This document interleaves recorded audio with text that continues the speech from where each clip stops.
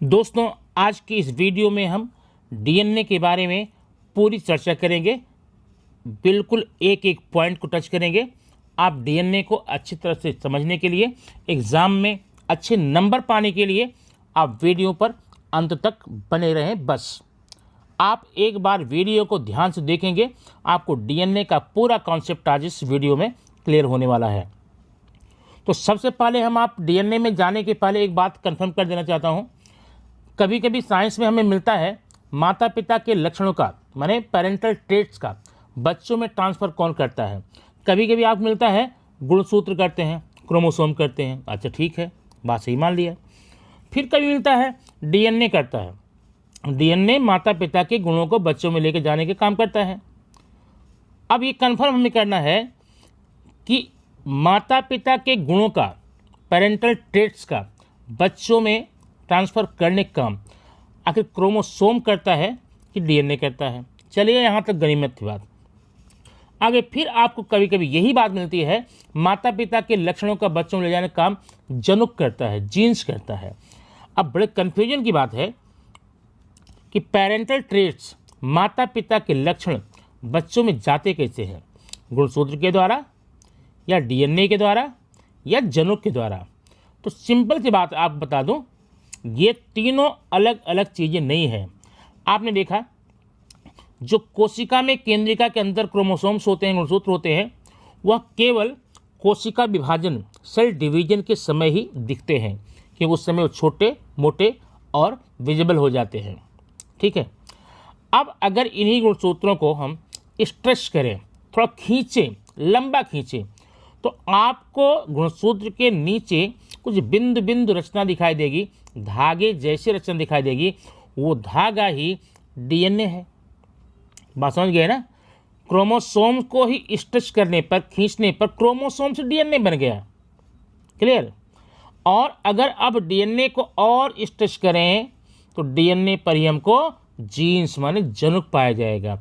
इसलिए तीनों एक ही है।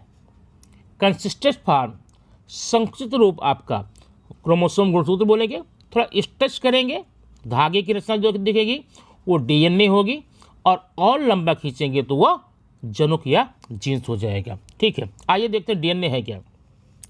बेटा डीएनए का फुल फॉर्म होता है deoxy ribonucleic acid. Deoxy ribonucleic acid. इस डीएनए के मॉडल को लोगों के सामने प्रपोज किया था, बनाया था, वैज्ञानिक थे, उनका नाम था वाटसन एंड क्रिक। ये बात कब है? 1953 की। यद्यपि डीएनए के बारे में खोज अनुसंधान इसके पहले हो चुके थे, लेकिन लोगों का ध्यान इस पर गया नहीं था। जब इसके मॉडल को वाटसन क्रिक ने लोगों के सामने दिया, तब लोगों को इसके महत्व के बारे में समझ में आया और वैज्ञानिक, दुनिया भर के वैज्ञानिक इस पर अध्ययन करने लग गए। अब डीएनए होता क्या है? वाटसन और क्रिक के मॉडल के अनुसार डीएनए दोहरे धागों की बनी हुई कुंडली जैसी रचना होती है। ये डबल हेलिक्स नाम दिया, डबल हेलिक्स स्ट्रक्चर होती है। और हर डीएनए बहुत छोटे छोटे छोटे छोटे मॉलिक्यूल्स, अणुओं से बने होते हैं। किसके अणु? न्यूक्लियोटाइड्स के। डीएनए छोटे छोटे न्यूक्लियोटाइड के अणुओं से बने होते हैं। और हर डीएनए, हर न्यूक्लियोटाइड जो होता है वह नाइट्रोजन बेस, फास्फोरिक एसिड और शुगर से बना होता है। बड़ा इंपॉर्टेंट पॉइंट है। डीएनए में डीएनए की 4 बेस, 3 बेस हो गए। आप यहाँ देख सकते हैं। पहला आप यहाँ देखेंगे, यह है नाइट्रोजन बेस। दूसरा है फास्फेट मॉलिक्यूल्स या फास्फोरिक एसिड, और तीसरा देखेंगे आप यहाँ पर शुगर। ये 3 मॉलिक्यूल मिलकर के डीएनए की रचना करते हैं। अब अगर हम आगे देखें तो नाइट्रोजन जो बेस हैं वो 4 प्रकार के हैं। There are 4 types of nitrogen base. अब बेस वो कौन कौन से हैं आप यहाँ देख सकते हैं clearly. Adenine, guanine, cytosine, thymine. अब AGCT आप संक्षिप्त में नाम इस प्रकार याद कर सकते हैं, AGCT। A for adenine, G for guanine, C for cytosine और T फॉर थायमिन। अब इससे भी ज़्यादा अच्छी इंपॉर्टेंट बात आपको सीखने को अब मिलेगी कि एडेनिन और गुआनिन इनके पेयर बनते हैं, आपस में इनकी जोड़ियां बनती हैं, एडेनिन और गुआनिन की। इनकी जोड़ियों को हम कहते हैं प्यूरिन्स, और साइटोसिन और थायमिन की जो पेयर बनेंगे, तो जोड़ियां बनेगी, उनको बोलते हैं पिरिमिडीन। पिरिमिडीन, आप समझ गए होंगे इसको। अब आगे हम इसके बारे में अगर देखें, ये रचना आपको दिख रही है सामने, सीढ़ी जैसी रचना है, घुमावदार सीढ़ी जैसी होती है वो। अब हमें ये देखना है, आप डीएनए को फिंगर प्रिंटिंग में बड़ा उपयोग होता है। आपको अगर एग्जाम में आता है कि express your opinion about use of DNA in finger printing, तो आप इसको लिखेंगे कैसे, आप देख लीजिए।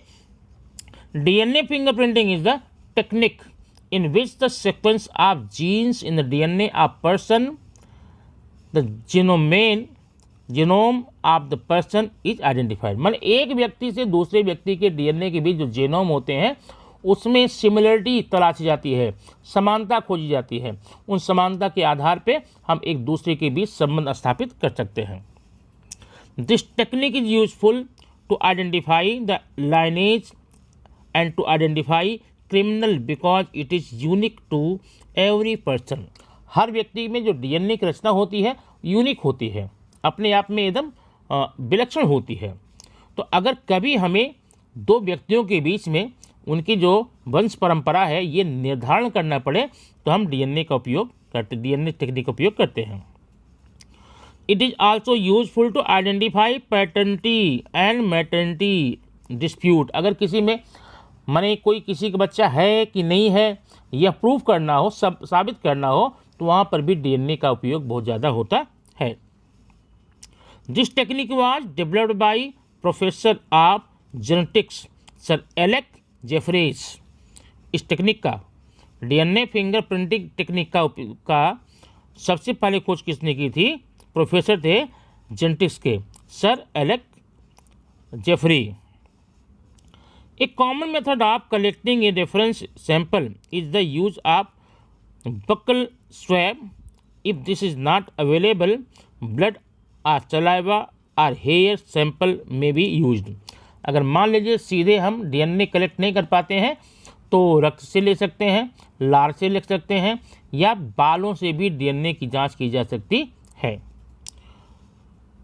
Just like your actual fingerprint, your DNA fingerprint is something that you are born with. माने बिल्कुल आपके फिंगरप्रिंट की तरह, आप किस से पैदा हुए हैं, किस माता पिता से पैदा हुए हैं, उनकी जीन्स, उनके डीएनए आपके डीएनए में एक तारतम्यता, समरूपता दिखाई देती है। इसी आधार पर दो व्यक्तियों के बीच में संबंध को निर्धारित किया जाता है। DNA fingerprinting is very useful in forensic science. Forensic science में डीएनए टेक्निक बहुत ही उपयोगी होती है। दोस्तों, मुझे पूरी उम्मीद है कि आप डीएनए के बारे में संक्षिप्त में लेकिन पूरी जानकारी ले चुके होंगे। आपके एग्जाम में फिगर बनाने से लेकर के लिखने तक की सारी बात ये हो जाए। आइए हम देखते हैं आरएनए क्या होता है। RNA means ribonucleic acid. Ribonucleic acid दोस्तों, ribonucleic acid is an important nucleic acid of cell. जो रिबोन्यूक्लिक एसिड होता है, आरएनए होता है, कोशिका के केंद्रक अम्ल बहुत ही महत्वपूर्ण होता है। ये बनता किससे है? जिस प्रकार से आपने डीएनए में देखा, इसके बनने के पीछे राइबोज शुगर रहेगा, फॉस्फेट के मॉलिक्यूल्स रहेंगे और 4 प्रकार के नाइट्रोजन बेस रहेंगे। यही चीज़ आपने देखी थी डीएनए में भी, लेकिन थोड़ा सा अंतर इसमें क्या मिलेगा आप देखेंगे। जो आप देखे हैं नाइट्रोजन बेस, इसमें एडेनिन गुआनिन ये दोनों मिलकर बनाएंगे प्यूरिन्स, एग्जैक्टली डीएनए की तरह। किंतु सेकंड देखिए, जो आपने पिरिमिडीन में देखा था साइटोसिन और थायमिन, यहाँ पर थायमिन की जगह पर आपको यूरोसिल मिलेगा। बस ये अंतर देख रहे हैं, यूरोसिल मिलता है। ये जोड़ी यहाँ डिफर हो गई। दूसरी बात ये होती है, आप डीएनए की जो रचना देखते हैं वह दोहरे धागे जैसी होती है, डबल हेलिक्स होती है, लेकिन आरएनए की संरचना ये आपको सिंगल धागे के रूप में दिखाई देती है। अगर इसके कार्य के आधार पे हम इसका विभाजन करना चाहें तो ये आरएनए 4 प्रकार के हैं। 4 प्रकार कौन कौन से हैं? पहला है rRNA, स्मॉल r करके rRNA, इसे बोलते हैं राइबोसोमल RNA। ये राइबोसोमल RNA का सिर्फ एक काम होता है, यह प्रोटीन सिंथेसिस करने में, प्रोटीन का निर्माण करने में काम में आता है। सेकंड प्रकार है mRNA, M for messaging, messenger RNA। ये जो जानकारियाँ प्रोटीन के लिए जो आवश्यक जानकारियाँ होती हैं या प्रोटीन के निर्माण के लिए जो आवश्यक जानकारियाँ होती हैं उसको ये कैरी करता है, उसको ये लेकर के आता है। और तीसरा और इम्पॉर्टेंट प्रकार है tRNA, T for transportation, transporting. Transfer RNA carries the amino acid up to the ribosomes as per the message of mRNA। mRNA के मैसेज के आधार पे, जैसा मैसेज मिलेगा उसी के आधार पर tRNA ट्रांसपोर्ट करेगा। किसका ट्रांसपोर्ट करेगा? अमीनो एसिड का। दोस्तों अब आपने यहाँ पर देख लिया। अगर चाहें तो आप इसमें DNA और RNA में अंतर का एक आप चार्ट बना सकते हैं। पहला अंतर आप दिखाएंगे धागे का, कि DNA में डबल होते हैं, डबल धागे होते हैं, कुंडलित होते हैं, लेकिन इसके धागे सिंगल होते हैं, सिंपल होते हैं। और दूसरी बात, DNA अब उसका नाम ही डीऑक्सीरिबोन्यूक्लिक एसिड है ना। DNA में जो नाइट्रोजन बेस है वहाँ पर जहाँ थायमिन है, थायमिन की जगह पर यहाँ पर यूरोसिल आ जाता है। ये 2 पॉइंट आप याद करके इसके अंदर में डाल सकते हैं।